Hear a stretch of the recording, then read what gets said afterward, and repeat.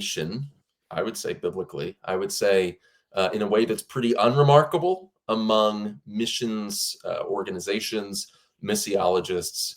We look at, for instance, Matthew 28, obviously by no means the only place where the term ethne or ethnos is used, Mhm. but we look at ethnos there as referring not to what we see today as nation states, these massive monoliths encompassing multiple peoples.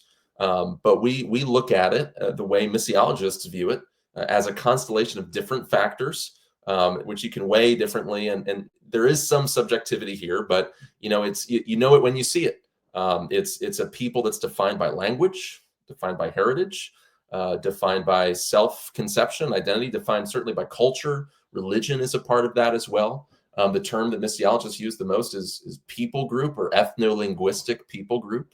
And we think that what's happening in the Great Commission is not only does Christ send his people all over the earth to proclaim Christ in each place, but that also Christ desires, one, that the gospel would be proclaimed among each distinct people in different languages, in different settings. Again, people marked by heritage, race, ethnicity, nationality, all of those sorts of hallmarks. But then I would even take it a step further, and I believe that the Lord wants to disciple. Obviously, that's the operative verb in the Great Commission, right? Wants to disciple each nation as such. Not only winning individuals, I think, yes, absolutely, the Great Commission is an individual soul winning mandate, but it's more than that.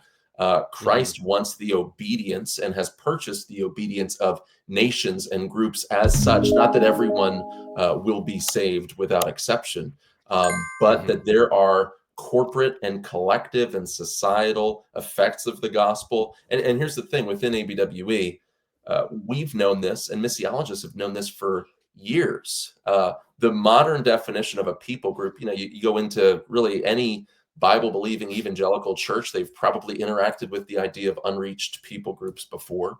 The whole Mhm. idea of an unreached people group is that among a particular ethno-linguistic people group, if there's less than 2% of the population that are professing evangelical believers in Christ, chances are that a gospel movement is unlikely to start and have the capacity to affect the whole of that population.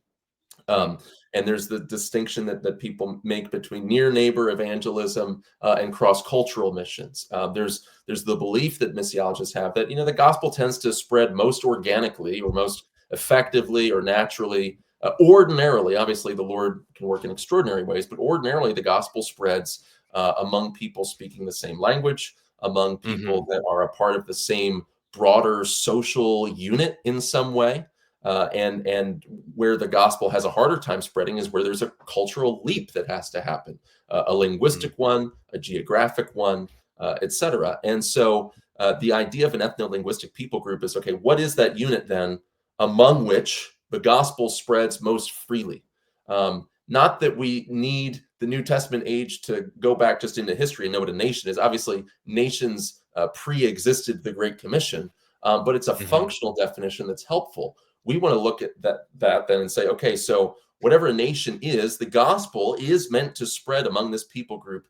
As such, the gospel affects not just individuals, but also peoples. And I'll stop rambling, but all of that to say, we've thought through these issues in the missions world for years before what is a nation became a politically heated point of discussion. And it Mm. seems to me now that the broader political, philosophical conversation is really just beginning to grasp onto some basic concepts that I think missiologists have been aware of for some time. And I think we need to connect the dots between our political theology, our missiology, our systematic theology. I think all of these are related if we Mhm. understand what God has built into the creation order and then what he expects us to do in the Great Commission, making disciples of these distinct peoples and nations.